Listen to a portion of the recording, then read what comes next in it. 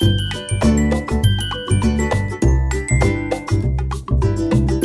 मी कल्पना आज एक नवीन रेसिपी घेऊन आलेली आहे। पाहू शकता ह्या ठिकाणी कांदे कट करून घेतले, अगदी लांब आकारात ते कट करून घेतलेले आहेत। गॅसवरती कढई ठेवलेली आहे, तेल गरम करून घेतलेलं आहे। थोडंसं 2 चमचे तेल टाकून आपण जो कांदा लांब आकारात कट करून घेतलेला आहे तो छान आपल्याला भाजून घ्यायचा तेलामध्ये। अगदी लाल होईपर्यंत आपल्याला हा कांदा मस्त भाजून घ्यायचा आहे। जी आपण भाजी बनवणार ती अगदी टेस्टी झाली पाहिजे, त्यासाठी आपला अगदी कांदा हा छान लालसर आपल्याला भाजून घ्यायचा आहे। कांदा हा पाहू शकता लालसर झालेला आहे थोडासा। आता थोडंसं आपल्याला ह्या ठिकाणी भाजून घ्यायचं आहे, जे की आपण आमटीसाठी कांदा भाजतो त्याच रीतीने आपल्याला ह्या ठिकाणी कांद्यामुळे या भाजीला टेस्ट खूप छान येते। आपण नेहमी त्याच भाज्या बनवतो, चला तर म्हणलं आज काहीतरी वेगळी बनवावं। ह्या ठिकाणी सोयाबीन घेतलेलं आहे, आपल्याला ते पॉकेटमधलं काढून घ्यायचं आहे। अगदी आपल्या क्वांटिटीनुसार आपण कमी जास्त घेऊ शकता। अगदी 4 ते 5 माणसासाठी मी ह्या ठिकाणी भाजी बनवत आहे, इतकं सोयाबीन ही काढून घेतलेलं आहे। त्यामध्ये आता आपल्याला पाणी टाकून घ्यायचं आहे। पाणी टाकून आपण आता ही कढई आहे ती गॅसवरती ठेवणार आहोत। अगदी एक उकळी आपल्याला फक्त घ्यायचं, जास्त उकळायचं नाही तर खूप मऊ होतील सोयाबीन हे।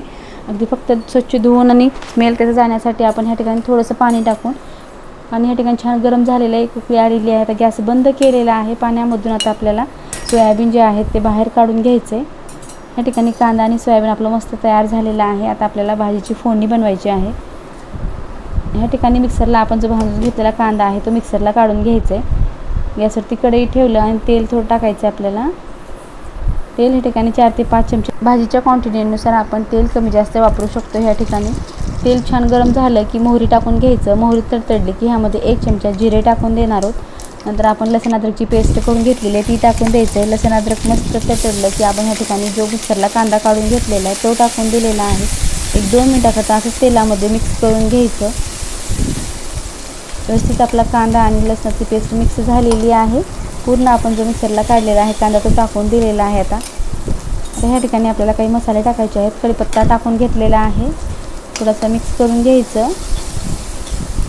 कढीपत्ता छान तळला की आता ह्यामध्ये आपण लाल तिखट मीठ टाकून घेणार आहोत। आपल्या आवडीनुसार आपण मसाले जे घरी असतात तेच टाकणार आहोत। तर ह्या ठिकाणी मी थोडंसं शेंगदाण्याचं कूट टाकून घेतलेलं आहे। भाजून शेंगदाणे आपण मिक्सरला काढून घेतलेलं आहे, 2 चमचे टाकलेले आहे साधारणतः। ह्या ठिकाणी फुटाणे आपण जे डाळवं म्हणतो त्याला, ते 2 चमचे आपण थोडंसं आपण गरम करून घेतलेले होते तव्यावरती आणि ते मस्त मिक्सरला काढून घेतलेले आहेत, ते टाकून दिले आहेत 2 चमचे। ह्या ठिकाणी तिळाचं पीठ घेतलेलं आहे, तीळ आपण थोडंसं भाजून मिक्सरला काढून घेतलेलं आहे, ते 1 चमचा टाकलेला आहे। त्यामुळे तेल सुटतं भाजीला आणि टेस्ट पण खूप छान येते। ह्या ठिकाणी आपण शेंगदाण्याचं कूट आणि डाळव्याचं कूट आणि आपण तिळाचं कूट वापरलेलं आहे।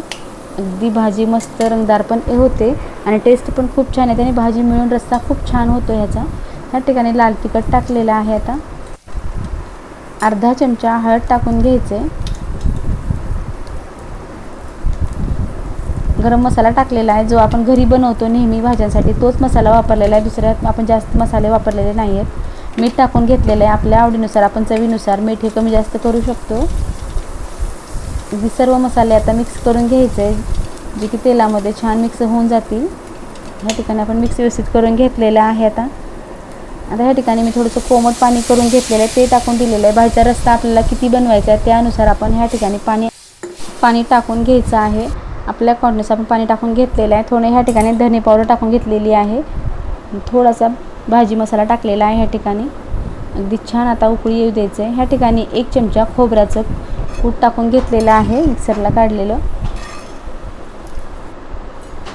1 उकळी आली की आता ह्यामध्ये आपण जे सोयाबीन स्वच्छ धुवून घेतले, उकळी आलेली आहे, मस्त रंग पण आलेला आहे आणि आपला भाजीचा रस्सा छान उकळलेला आहे, अगदी छान शिजलेलं पण आहे, घट्टसर झालेलं आहे। जे आपण सोयाबीन धुवून घेतलेलं आहे गरम पाण्यात ते टाकून द्यायचं आहे, अगदी छान मऊसर झालेलं आहे। तर आपले पूर्ण जिन्नस टाकून झालेले आहेत। 1 5 मिनिटाकरता गॅस मिडियम ठेवून आपल्याला असंच भाजी शिजवून घ्यायचं आहे, जे की टेस्ट खूप छान येईल। सोयाबीनमध्ये आपले पूर्ण मसाले मिक्स होतील आणि सोयाबीन आणखीन मऊसर होऊन अगदी भाकरीसोबत खाण्यासाठी ही भाजी अतिशय भन्नाट लागते। ह्या ठिकाणी मी थोडीशी कोथिंबीर टाकून घेतलेली आहे। मस्त आपली भाजी बनवून तयार झालेली आहे। जेव्हा भाजीला काही नसते तेव्हा नक्की ट्राय करून पहा। भाजी कशी झाली नक्की कमेंट करून सांगा। व्हिडिओ पाहिल्याबद्दल धन्यवाद। पुन्हा भेटूया अशाच एका नवीन रेसिपीसोबत।